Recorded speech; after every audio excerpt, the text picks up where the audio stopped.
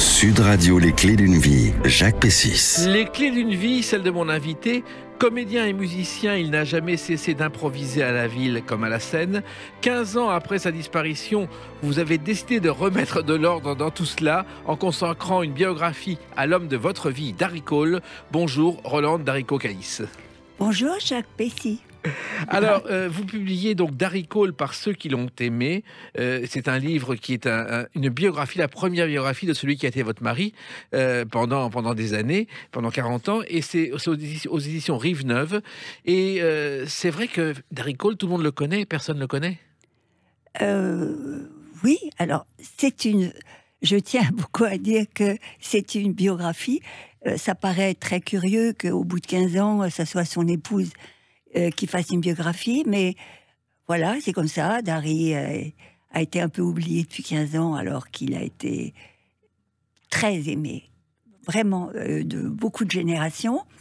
Et là, j'ai essayé de réunir vraiment son parcours professionnel, qui est unique. Voilà, on va le raconter justement à travers des dates clés.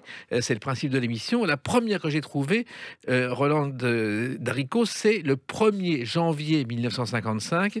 Sa première télé, ça s'appelle Actualité pour rire. C'est avec Roger Pierre et Jean-Marc Thibault. Et il y a un extrait de Darricot, l'écoutez. Mais dites-moi, monsieur Nazo, quelle a été votre première invention? Ma première invention, je l'ai trouvée à l'âge de 8 ans. J'étais gosse à l'époque. J'étais obnubilé par le chewing-gum, cette chose que l'on mange sans fin, infiniment. Infiniment, oui. Voilà. En gros, il invente les bonbons et puis il prend une casserole et il prend du sable et il dit « je passe le temps ». C'est extraordinaire, c'est du surréalisme. Oui, vous connaissez cette télé? Oui, ça c'est Darry, c'est l'absurdité et en même temps la joie de vivre, l'humour, l'envie de faire rire avec rien. Voilà. En fait, c'était son truc, Darry, souvent. Il faire improvisait. Rire avec rien. Il improvisait complètement. Alors, il bégayait. Pas tout. Pas mal quand même. Oui. Il bégayait et vous connaissez l'origine de ce bégaiement? L'origine de ces bégaiements contre lesquels il s'est battu pendant des années pour arriver enfin à jouer et à dire des textes.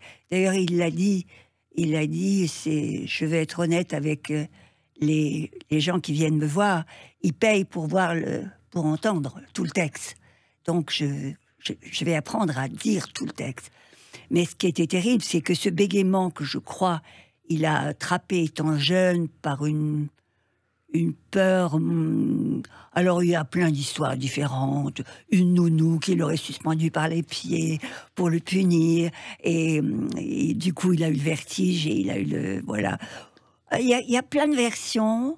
Je sais qu'il était un peu bec, mais pas complètement bec. Ça l'empêchait pas d'être un grand charmeur et de se faire comprendre. Et il a travaillé toute sa carrière, toute sa vie pour essayer de le perdre. Voilà. Parce que les textes qu'on lui donnait à écrire, c'était du bredouillage. Et on lui disait, voilà ton texte, et tu te débrouilles avec ça. Et il s'est bien débrouillé. Donc, il est né à Vittel, mais ce qui est extraordinaire, c'est que sa mère n'est pas sa mère de Darry Cole. Ah oui. Qu'est-ce qui s'est passé? C'est une histoire qui ne sera jamais résolue. Darry n'a jamais voulu savoir qui était sa mère, alors qu'on aurait pu faire des recherches. Quand j'ai connu Darry, qui m'a raconté ça, il m'a dit, voilà, mon père a eu une aventure avec une jeune femme anonyme, inconnue, par rapport aux bienséances de l'époque. La jeune femme enceinte de moi s'est désistée, a donné ou plus au docteur Darricot, puisque le papa de Darry était un radiologue, médecin très réputé, voilà, et la maman, Madame Darricot, qui n'était pas la maman, a accepté de jouer le rôle de la mère. Darry a appris ça, il avait 7-8 ans, 6-7 ans plutôt, et il avait 2 frères aînés qui avaient tous les 2, je crois, une dizaine d'années de plus que lui. Donc, c'est tout de même un grand chamboulement. Alors, une partie de l'année, c'est Vittel, et ensuite, c'est Menton, et je crois qu'il fait des pâtés de sable dans le parc du Grand Hôtel de Vittel avec le futur roi Hassan II. Oui. C'est étonnant, ça. Oui. Alors, Darry, quand il est mort, on m'a téléphoné de Lorraine et on m'a dit on a perdu Darry Cole, qui était un Lorrain, qui est né à Vichy. Moi, j'avais oublié, parce que Darry, c'est un Basque, c'est le vrai Basque, c'est le pur Basque qui se revendique du Pays Basque. Donc, j'ai été tout à fait charmante avec les gens de Vitel et on a parlé avec Darry, bien sûr.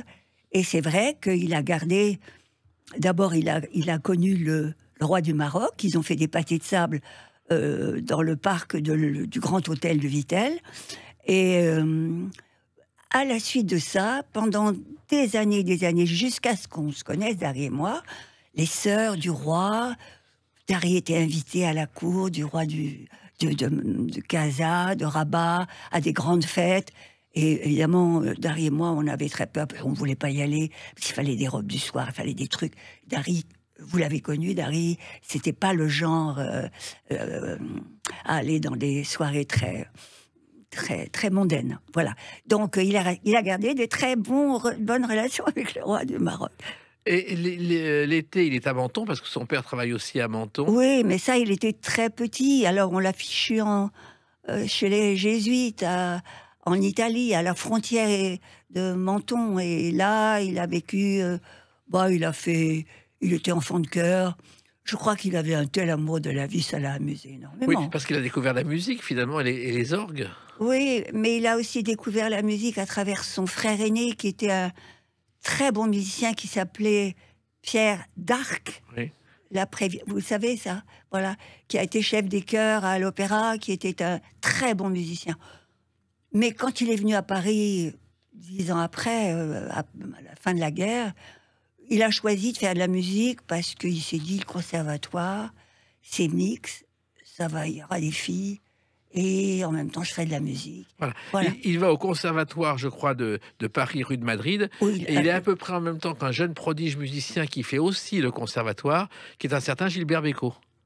Ils étaient, alors peut-être pas la même année, mais ils ont été tous les deux dans la même période au conservatoire de Paris, de la rue de Madrid. C'est possible, mais Gilbert Bécaud, je l'ai connu peu, mais je sais que c'est énorme talent, personnage incroyable, mais Darry m'a surtout parlé de... Et j'ai surtout connu Michel Legrand, qui, je crois, a été au conservatoire aussi avec Darry. Avec Darry. Alors, quand même, la sortie, ces 2 premiers prix de fugue et d'harmonie, Darry Cole aurait pu devenir un excellent concertiste. Oui. Mais ça n'a pas intéressé. C'était son rêve. Il n'a jamais envisagé d'être comédien, ni même de faire rire, sinon ses copains de classe. Mais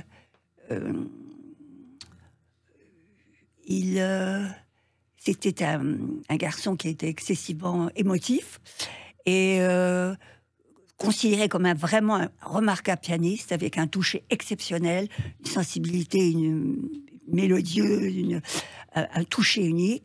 Il avait la peur du trou. Il a eu le trac toute sa vie.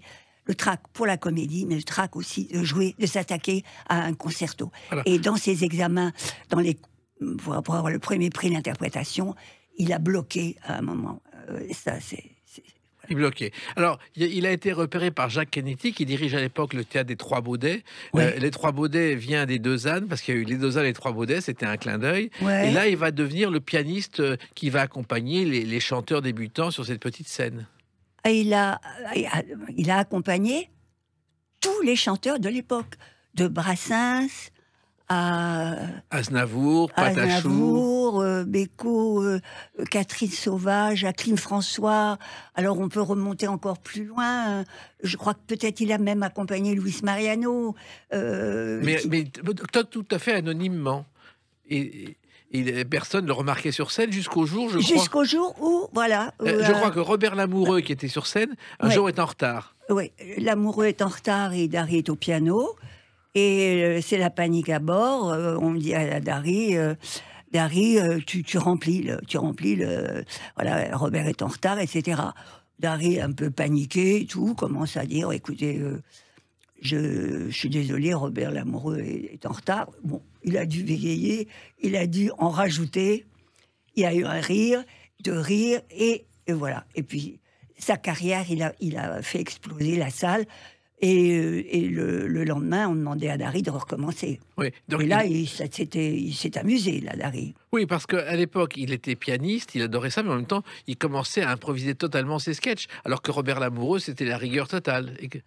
Ah oui, mais Dari, ça lui est tombé dessus.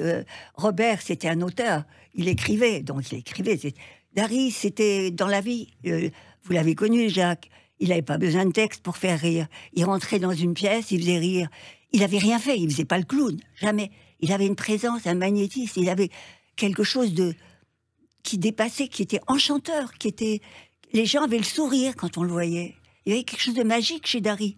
C'est pas parce que je suis Rolande, sa femme, je dis, c'est vrai. Dari était exceptionnel, un peu magique. Donc, écrire des textes, il se rendait compte qu'il faisait rire, il a toujours fait rire les petits copains à l'école. Voilà. Là, le jour où il a fallu qu'il apprenne un texte qu'on lui a donné, ça a été c'est arrivé plus compliqué.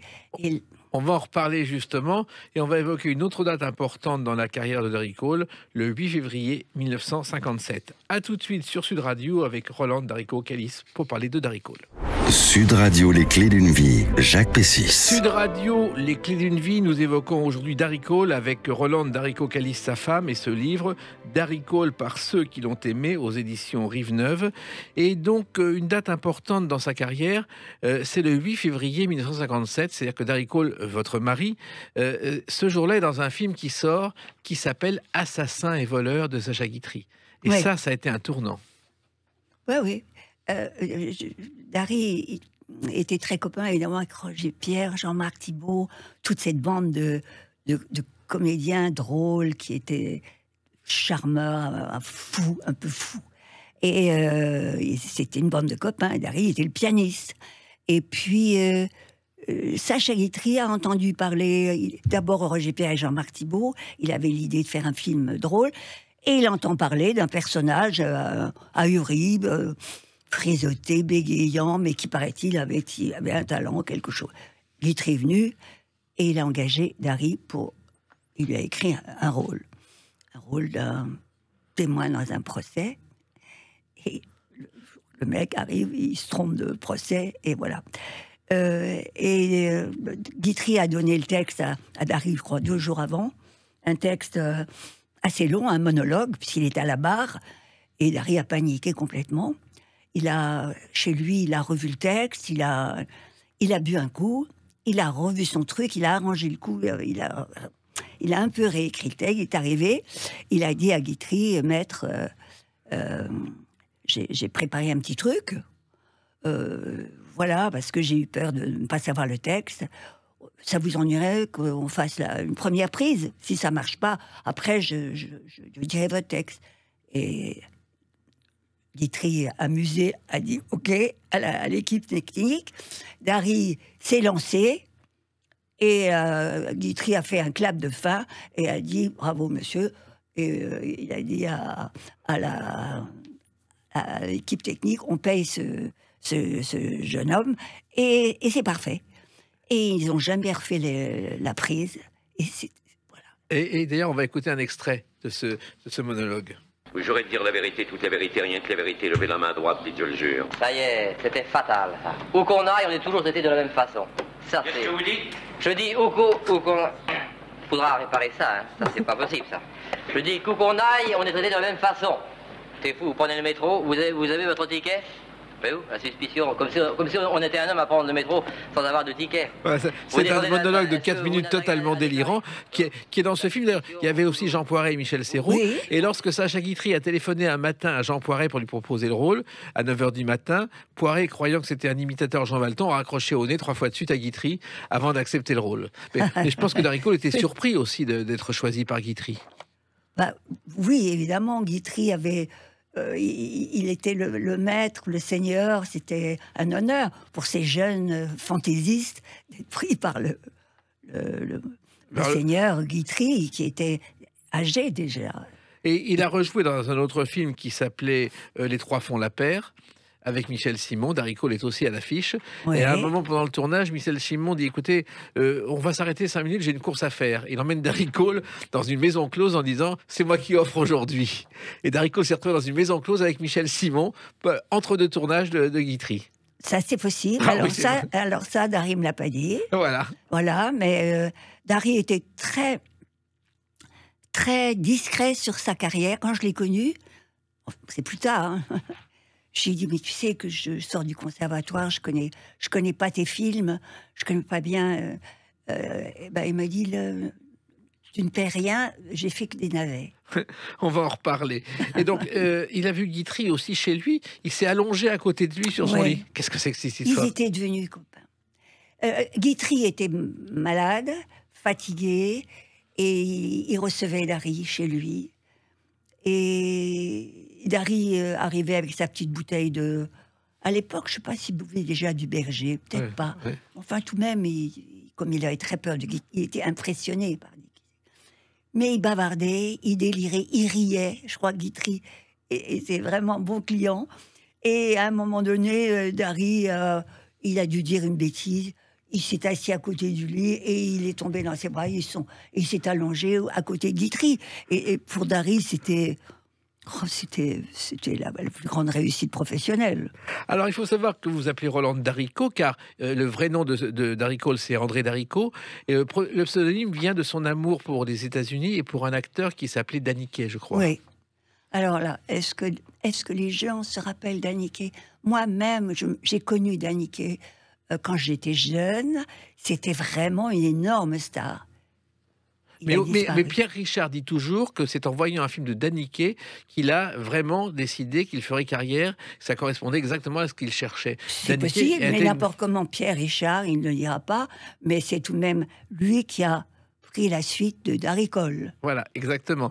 mais Darry Cole, donc, c'est un pseudonyme choisi par Ah, rapport complètement, à... complètement. Alors, l'un de ses premiers films, et on ne le plaint pas, et c'est Sept sacrées gamines, où il joue quand même avec Brigitte Bardot. Là, ça... C'était le musée Balzac. c'est Exactement. Il est guide du musée Balzac. Il parle de Balzac 0001 par C'est rapport. Il invente ça. Ça, c'est drôle. Et il a été aussi impressionné par Bardot, qui est devenue une petite sœur, je crois. Oui, oui, oui. Darry était très cavaleur. Il aimait beaucoup les femmes, les aventures et tout. Et c'est vrai, quand je lui ai dit tu as tourné avec Bardot, alors tu étais fasciné et tout. Il m'a dit non, non, non. C'était une petite copine, c'était une petite sœur. C'était pas le genre de femme qui le faisait succomber. Ouais. Voilà, il aimait les femmes. Alors voilà, d'autres choses. Voilà. Et puis, il y a eu un film qui a changé sa vie, dont voici un extrait. Tiens, quelle bonne surprise. Ah bah ça, bonjour monsieur. Bonjour. Fait chaud, fait chaud, fait chaud, fait chaud. Regardez-moi un peu tout ça si c'est pas vert. Hein? Alors, c'est le triporteur, C'est pas il donne la vert, réplique ça, notamment c'est à Pierre Mondy. pas Il pour est savoir que les Antoine routes nationales Perraloac. sont interdaites au Et ce film, c'est l'histoire d'un homme qui, sur son triporteur, va à Nice pour assister à un match de football de son village. Et ça a été un immense succès. Ça a été le film qui a fait sauter sa cote. Il est devenu une star. Mais Vraiment. comment ça se fait Ça n'a pas duré longtemps, mais il est resté, je crois, la star, puisque même dans beaucoup de journaux, moi j'ai des articles, ils parlent de Brigitte Bardot et de Darry Cole en même temps. Ils étaient à ce moment-là au même niveau. Darry, à ce moment-là, il a eu un carnet de films. Son agent ne savait plus quel film signer. Darry disait tu signes. Et il a fait, bon, c'était à ce moment-là, on va aborder le jeu peut-être. On en parle tout à l'heure, mais surtout... Le triporteur a fait de Darry une vedette, une star. Une star de l'époque. Oui, mais comment ce film est né? Comment expliquer ce succès inattendu? Est-ce que c'est l'humour, la poésie de Darry Cole? Qu'est-ce qui a fait le succès, le triomphe? Je crois qu'il y a eu 5 millions d'entrées. Oui, c'était quelque chose... Je crois que le personnage, c'était la première fois qu'il y avait un personnage avec une telle liberté et une joie de vivre. C'était le ciel bleu, c'était pas guimauve, c'était un peu dingue. Je me rappelle pas la sortie du film. Moi, j'étais déjà dans une autre vie. J'étais encore dans une autre vie. J'ai pas vu le film.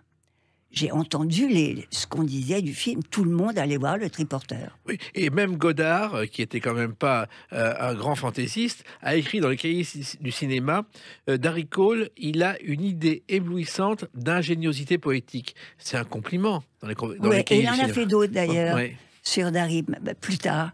Il a parlé de Darry à la radio, en le citant, en disant, si je garde quelque chose de cette époque, c'est de Funès et Darry Cole. À la radio, et j'ai encore... D'ailleurs, Godard a joué les figurants, je crois, dans le film Cette sacrée gamine. Oui. Dans 2 films, je crois. Et tous, le Belmondo... Oui, ça, ce qui est le plus amusant, c'est Godard, ça c'est vrai. Parce que Belmondo, Delon ait fait de la figuration dans les films de Darry, c'est dans l'ordre des choses. Ouais. On commence petit, on fait de la figuration. Mais c'est vrai, Godard... Et Godard, comment il va, Godard? Il va bien? Il va bien, mais surtout, il continue, et surtout, Darry Cole a créé quelque chose qui n'existait pas, et c'est justement cette force du triporteur qui a fait la suite de sa carrière avec des hauts et des bas. On va en parler tout à l'heure de façon précise. Il a libéré une forme de jeu, et il a donné place à toute une nouvelle génération de comédiens, dont Belmondo, qui adorait Darry. Et c'est pas Darry qui a donné quoi que ce soit à Belmondo, mais il avait commencé un mouvement à l'image où on sortait des cadres bien léchés, des histoires d'amour. Non, là, on déconnait dur, on s'amusait. Voilà. On s'amusait. Et finalement, la reconnaissance a eu lieu. On en parle avec une autre date, le 27 mars 1995. A tout de suite avec Roland Darico-Calis pour parler de Darry Cole. Sud Radio, les clés d'une vie, Jacques Pessis. Sud Radio, les clés d'une vie, celle de mon invité Roland Darico-Calis. Ce livre Darry Cole par ceux qui l'ont aimé, chez Rive-Neuve, et vous l'avez aimé puisque vous avez vécu pendant des années avec lui. J'ai vécu 50 ans. C'est pas J'ai mal. connu Darry en 57. Il est mort en 2006. C'est fabuleux. Il m'a donné tellement. Et il m'a appris à rire. Parce que quand je l'ai rencontré, j'étais très, très coincée. Et j'ai eu beaucoup de chance.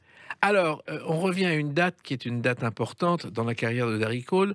C'est le 27 mars 1995, car ce jour-là, ce soir-là, il reçoit un Molière pour un second rôle dans On purge bébé et Feu la mère de madame. Et ça, c'est une reconnaissance. Oui, c'est une première reconnaissance à laquelle il ne s'attend pas du tout. Et pour un petit rôle. En plus, au théâtre, alors qu'il avait fait plein de choses qui étaient trop, où il avait le premier rôle. Là, c'était une pièce de Feydeau avec Muriel Robin et Pierre Richard. Il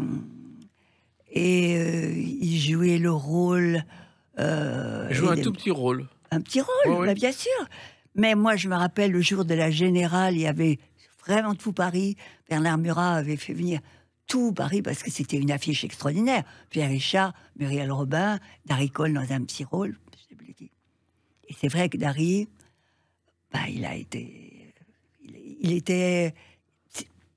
il jouait pas la comédie. Il était Darry Cole. Il était Darry Cole, mais d'une manière, avec un respect de Feydeau. La mesure, le rythme de ça, la légèreté, ça, c'était génial. Ce qui fait qu'il a eu un prix avec un petit rôle. Voilà. Alors, il reçoit donc ce prix. Il entend son nom, il est quand même étonné. Il monte sur scène. Il reçoit une véritable ovation du public. Et il dit ceci. Je veux simplement vous dire que je ne suis pas du tout ému. C'est vrai. Et alors, d'abord, et puis que je ne remercie personne. Il remercie personne. Voilà. C'est tout juste s'il les engueule pas. Oui. Ça, c'était le style. Il improvise complètement de faire l'anti-discours des Molières. Oui. Il improvise. Quelquefois, je me rappelle, quand il y avait il savait qu'il devait prendre la parole la veille, il essayait de trouver un texte et de faire quelque chose. Alors il me disait c'est bien, c'est pas bien. Je dis oui, c'est très bien, c'est très bien. Et le lendemain, bon, le moment arrivait et il partait. Il était ailleurs, c'était dans son monde. Là, il était parti en flèche et, dans un monde qu'il ne connaissait pas. C'est pour ça qu'il avait si peur. Il savait que le trac l'amenait dans un endroit qui lui échappait, mais qui... Ah, c'est le musicien qui tenait ça, c'était magnifique. Alors, on va évoquer la carrière de Darry Cole au théâtre, qui a quand même mal commencé, parce que la première expérience, ça a été une pièce qui s'appelle Le Bain de vapeur avec Roland Dubillard. Et ça a été une véritable catastrophe. Ah oui, non, mais il avait joué avant oui, alors ça, c'était une aventure, j'étais déjà dans le coup. Qu'est-ce qui s'est passé? Darry a tout d'un coup voulu, il avait envie de jouer un auteur, de jouer un texte, un vrai texte d'un auteur. Dubillard, il venait d'écrire Les Diablogues, qui avait été un énorme succès avec Claude Pieplut, etc. Et il est allé voir Dubillard, et il lui a dit, voilà, j'ai envie de jouer une pièce de vous, est-ce que vous seriez d'accord pour écrire? Dubillard a dit, j'écris, en effet. Et Darry a passé commande. Je crois qu'il lui a donné un peu de quelques sous. Hein, oui. Dubillard avait des problèmes, et c'était très bien comme ça. Et puis, les semaines ont passé, le texte ne venait pas, et ça s'est terminé avec une distribution extraordinaire. Au départ, on avait Samy Frey, Samy Frey s'est tiré immédiatement au bout de la 3e répétition. Samy Frey, qui avait un instinct, il a dit « Oh là, je m'en vais ». Et c'est Dussolier qui l'a remplacé. Il y avait Pieplut, il y avait Yvonne Clèche, il y avait... Et Dubillard était ivre-mort. Et Dubillard a amené le texte 3 jours avant. Personne ne savait son texte. Chaque fois qu'il venait pour la répétition, puisqu'il était metteur en scène, dans sa sacoche, il n'y avait qu'une bouteille de whisky. Et sa femme, qui jouait dans la pièce, le tenait, le dirigeait. Et puis, Pierre Franck, magnifique metteur en scène et directeur du théâtre, on a attendu, et puis le miracle n'a pas eu lieu. Ça a été... dans l'absurdité, au dernier moment, il avait fait sortir sur scène un énorme brouillard. Ça se passait dans un endroit de cure Thalasso, où les gens venaient un peu se raconter, se reposer. Et c'était... Ça a été une catastrophe. Ouais, c'était une catastrophe. On a joué... normalement, on aurait dû jouer le minimum syndical, c'est-à-dire qu'il y a un mois. Et Harry a dit, on arrête. 10 jours après, on avait arrêté. Je crois qu'il y a un des grands critiques qui a fait un papier génial. Il a fait un papier littéraire sur la pièce. Parlant de... Je ne sais pas, là, je ne l'ai pas sous les yeux. Mais c'était Mathieu Gallet ou je ne sais pas qui. On n'a pas compris. Et voilà, puis Darry et moi, on était malades. Quand on allait au théâtre, on s'arrêtait sur le bord du trottoir. Je plaisante pas, hein, pour vomir. Tellement on était dans l'angoisse, dans le stress. Et on a eu 2 dépressions nerveuses après, dans la troupe. Après, ça a été une aventure surréaliste. Alors, ça s'est beaucoup mieux passé à la Porte Saint-Martin avec Dr Glass ou le médecin imaginaire qui évoquait un peu Molière. Ah oui. Là, il était libre, avec une pièce traduite de l'anglais, je crois, où il jouait un faux docteur, un faux psychiatre. Et là, c'était toutes les ficelles du boulevard, mais encore une fois, c'était pas une histoire de cocu, c'était absurde, c'était charmant. Et d'ailleurs, il y a une scène où il doit être derrière un canapé et il va se mettre sous un abat-jour. Oui, il y a une scène où il y avait derrière, il devait se cacher, parce que c'était le faux docteur, et il y avait un lampadaire avec un bel abat-jour, et Darry avait trouvé le moyen, parce qu'il était tout de même très sportif et très mince, de se cacher derrière, de monter sur la tige de la lampe et de se cacher dans l'abat-jour. C'était le plus gros effet dramatique de la pièce. Ah oui, ça- Alors ça, les gens venaient voir Dari dans l'abat-jour. Alors, il y a eu ensuite Jean de la Lune à Lyon, et là aussi, le trac a été qu'il n'a pas voulu jouer Jean de la Lune alors qu'on lui proposait cette Ouais. pièce. Oui, là, c'est vrai que dans sa recherche de devenir un vrai comédien, ce qu'il est devenu, ce qu'il était déjà dès le départ, naturellement, on cherchait une pièce et on a pensé à Jean de la Lune de Marcel Achard. Marcel Achard était très, très, très heureux d'avoir Dari Cole dans le premier rôle, et Pierre Dux mettait en scène. Et Dari Cole a commencé à répéter le rôle du mari de Marceline, que je jouais, qui était un rôle magnifique, que Madeleine Ravenot avait créé. Et Dari, au bout de 10 jours, a déclaré forfait. Elle dit, je peux pas, c'est un rôle trop important pour moi. Par contre, je veux bien jouer le second rôle.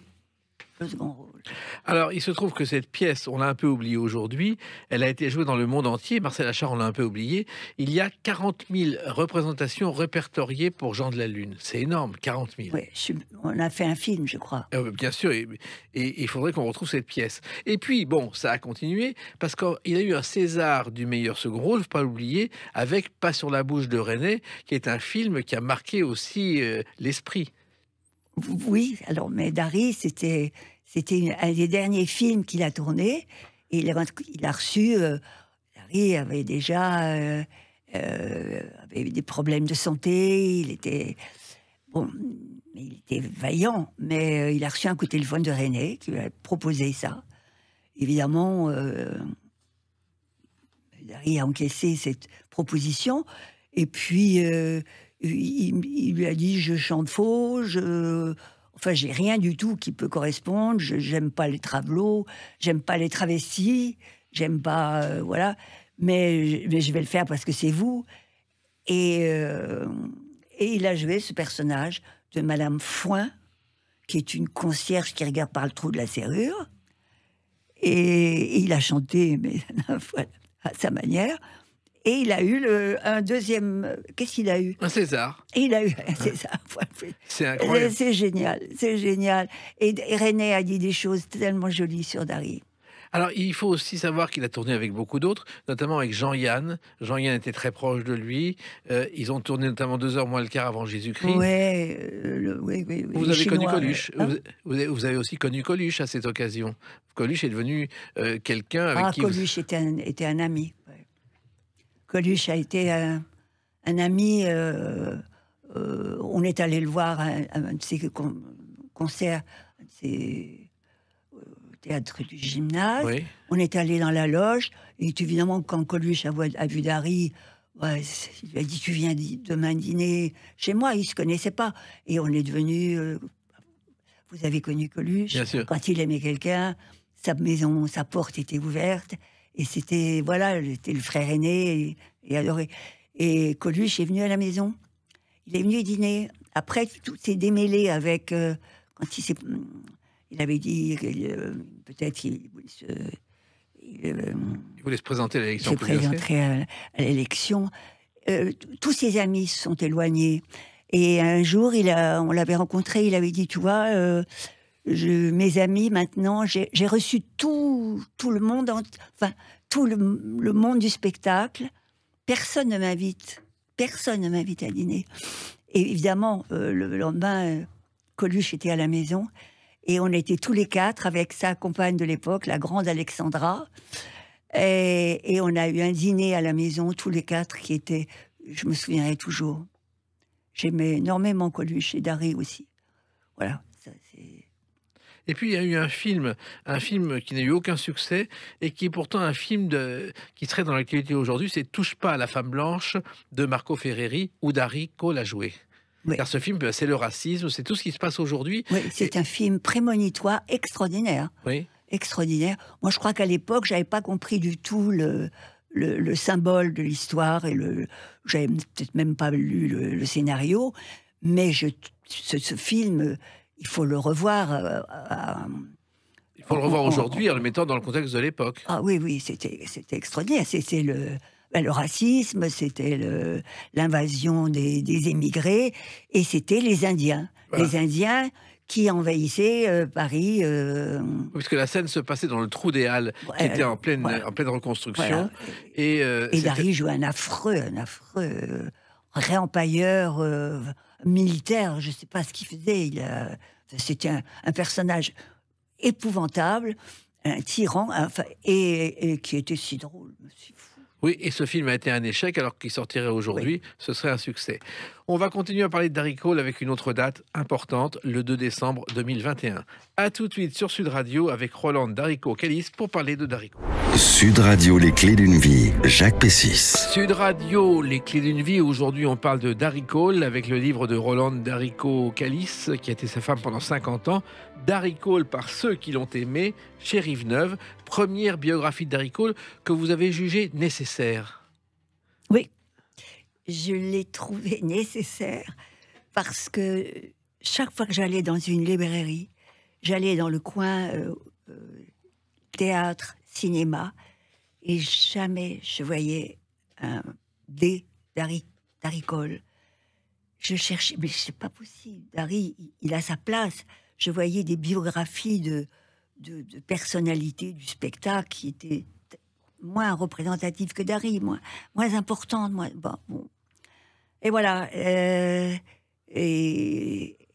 j'ai mis 15 ans pour le faire. Au départ, j'avais essayé d'écrire quelque chose, mais qui était redoutablement triste. Donc, je me suis rendu compte qu'il fallait que je sois en dehors de la chose. Et il faut attendre longtemps Pendant très longtemps, je pouvais même plus regarder une photo de Darry, tellement j'avais mal. Donc, et ben voilà, il a fallu 15 ans.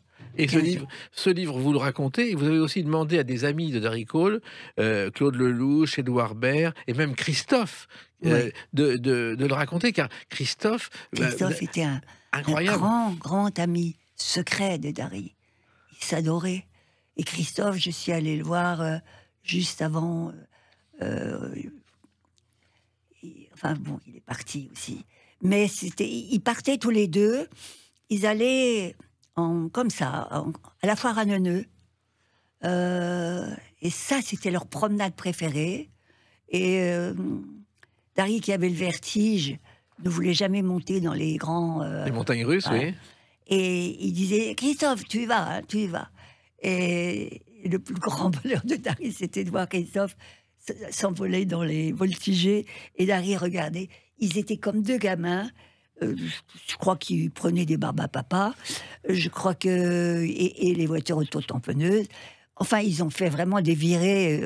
Il y a eu peut-être d'autres virées que je connais pas entre Christophe et Darry. Mais je sais que la foire à Neuneu, c'était un lieu... Ils se retrouvaient aussi pour jouer au billard le soir. Le billard, le piano, les mélodies, tout ça. Il y avait plein de choses. Et puis, alors, vous rétablissez des vérités sur Darry Cole, le Roland Darrico. C'est-à-dire que le jeu, c'est vrai qu'il a été accro au jeu. Il a tourné 163 films, je crois, pour payer ses dettes de jeu. Certainement, il y en a eu, il va en avoir 100 au moins pour payer. Oui, voilà. Mais en même temps, contrairement à ce qu'on raconte, il a arrêté. Voilà. Ah oui, quand je vous dis que j'ai fait ce livre parce que je voulais faire une biographie de Darry, il y a ça, c'est vrai. Mais la première volonté que j'avais, c'était de corriger l'image de Darry.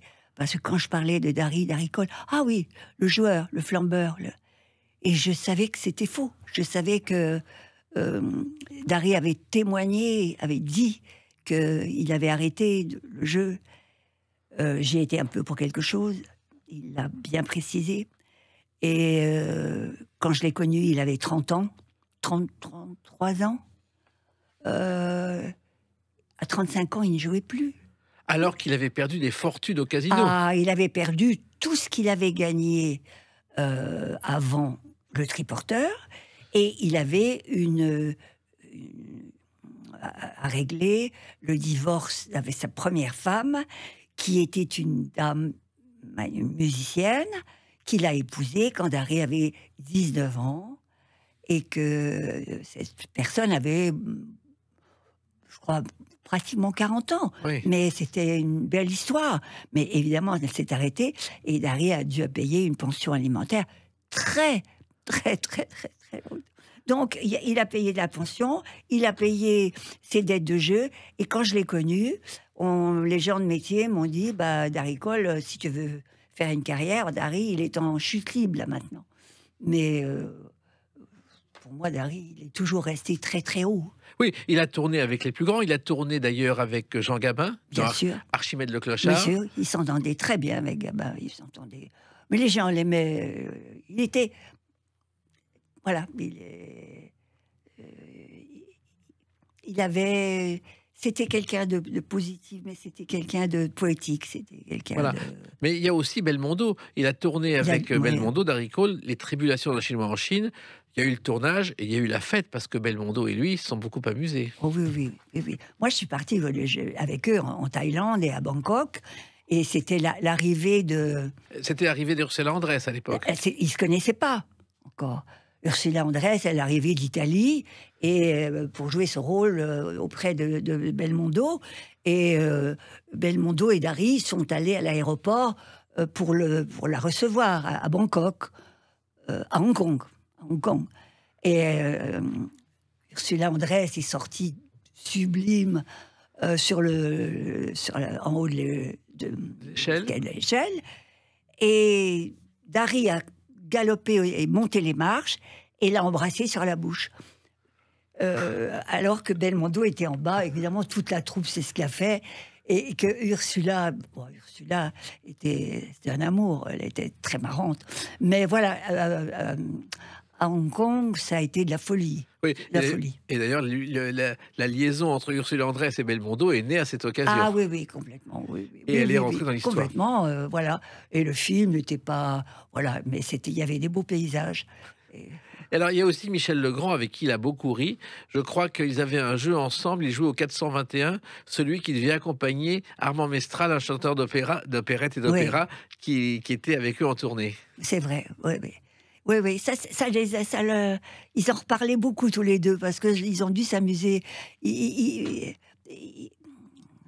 accompagnaient au piano Armand Mestral, qui était connu pour avoir une très jolie voix de basse, mais de chanter très faux, très faux. Alors évidemment, les deux musiciens, ils n'aimaient pas tellement l'accompagner. Et un jour, Legrand et Dari se sont mis d'accord pour jouer au 30 et 40 ou au 421. Au 421 à qui l'accompagnerait. Et celui qui gagnait, il échappait à ça. il échappait. Et évidemment, Armand Mestral, il n'a pas compris. Il a compris que l'un et l'autre étaient tellement contents de l'accompagner. C'était très charmant et très cruel. Mais Armand Mestral, est-ce qu'on se souvient d'Armand Mestral? Il était charmant. C'était il y a 70 ans. Oui. Alors, il faut savoir aussi que c'est un excellent musicien, qu'il a écrit 50 chansons, Dari Cole. Ah oui, ça, c'est encore quelque chose qui me fait très mal. J'ai chez moi un coffre entier de mélodies de Dari. C'était un mélodiste. Il a écrit des chansons magnifiques. Il a été chanté par Nicoletta, par Nana Mouskouri, par Bardot. Mais justement, Bardot, une chanson très particulière. Nous tomberons à tes pieds, là, à chaque fois que tu le voudras, mon léopard et moi. Elle a quand même chanté une chanson, Mon léopard et moi, bien avant qu'elle décide d'aider les animaux. Et Dari a fait la musique. Oui, bien sûr. C'est incroyable. Sûr. Et Bardot a interdit la chanson. Pourquoi? À cause des animaux. Oui.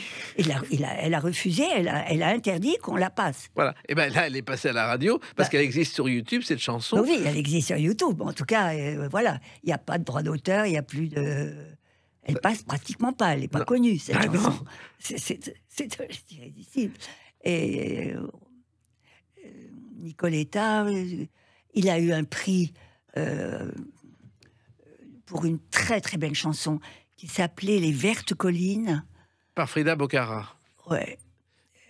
Qui était une chanteuse qui avait une voix grave. Alors, en belle. plus, il aurait pu avoir du succès dans les chansons, car il était dans la bande à Eddie Barclay, le grand producteur, le roi du micro-sillon, Oui. qui s'occupait de disques. Et ben voilà, mais on a considéré que Dari était un comique, un comédien, et qu'en fait, on lui a pas laissé sa place. On lui a pas laissé sa place.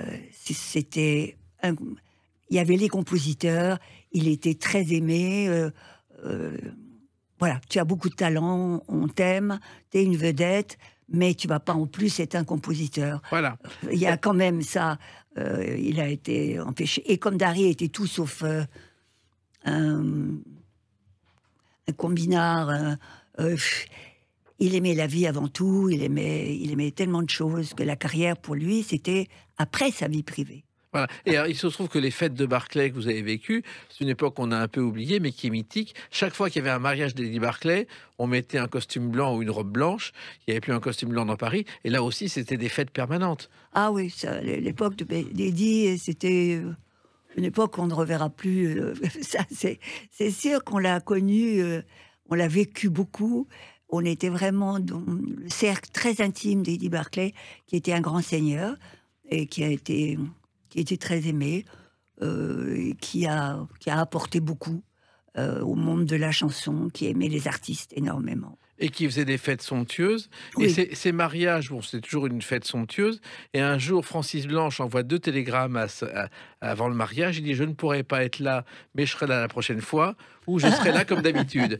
Et c'est vrai que c'était le genre de choses qu'appréciait Dari Cole, car Francis Blanche, c'était aussi un compagnon de fête. Ah oui, on n'a pas parlé de Francis, parce que Francis, c'était le grand frère de Dari. Quand j'ai connu Dari, après avoir tourné avec lui ce film, les Picassiettes, et que c'était le coup de foudre, et la rentrée à Paris, et la vie à Paris avec lui, il m'a dit la première chose: tu sais que tous les soirs, je vais dîner chez Francis Blanche, place des Vosges.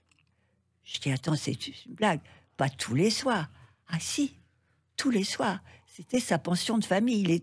C'était le petit frère de la famille. Oui. Et ça, bon, alors moi, bien sûr, très sagement et heureuse aussi. Au départ, j'allais chez Francis. On était reçus magnifiquement dans cette maison, sous les poutres de cette maison. La place des Vosges. La place des Vosges, avec la femme de Francis de l'époque, qui était un amour, Evelyne, et les copains, et Francis qui jouait à la conquête du monde, qui cherchait, qui nous faisait faire des jeux intellectuels, des jeux de mémoire, qui était méchant, mais tellement racontant des histoires sur le monde du spectacle, mais tellement drôle. Et il y avait une grande amitié, une grande fraternité entre les deux. Et puis c'est vrai que il fallait que ça s'arrête. On ne pouvait pas y aller tous les soirs. Hein. Donc voilà. Et ça s'est un peu effiloché quand même. Et puis Francis est devenu une star. Dari est devenu une vedette, une star avant Francis. Et puis après Francis, là, il y a eu un mouvement comme ça, descendant, ascendant. Alors, il avait une particularité, il avait une montre, à condition qu'elle ne soit jamais à l'heure, Dari Cole. Il avait toujours 3/4 d'heure de retard ou 3/4 d'heure d'avance. C'est vrai. Je pense qu'il y a eu une époque où il a dû être souvent en retard, où il devait même oublier les rendez-vous professionnels. Et le jour où il a décidé de devenir un vrai professionnel, il a mis 3/4 d'heure d'avance. Comme ça, il arrivait toujours à l'heure. Et vous, Roland D'Errico-Callis, vous avez remis les pendules à l'heure avec ce livre qui s'appelle Dari Cole par ceux qui l'ont aimé, chez Rive-Neuve. Donc, merci de l'avoir écrit. Merci de défendre la mémoire de cet humoriste qui a finalement inspiré beaucoup de gens. C'est-à-dire, l'humour d'aujourd'hui, on le tient de Dari Cole. Oui. Merci, Jacques, parce que c'est très important pour moi. Pour arriver à faire cette chose, ce livre, j'ai traversé beaucoup de tempêtes de toutes sortes, et finalement je suis assez assez fière de moi. Vous pouvez l'être. Et puis donc, je recommande ce livre d'Harry Cole par ceux qui l'ont aimé chez Rive-Neuve. Merci Rolande Darico-Calis. Les clés d'une vie, c'est terminé pour aujourd'hui. On se retrouve bientôt. Restez fidèles à l'écoute de Sud Radio.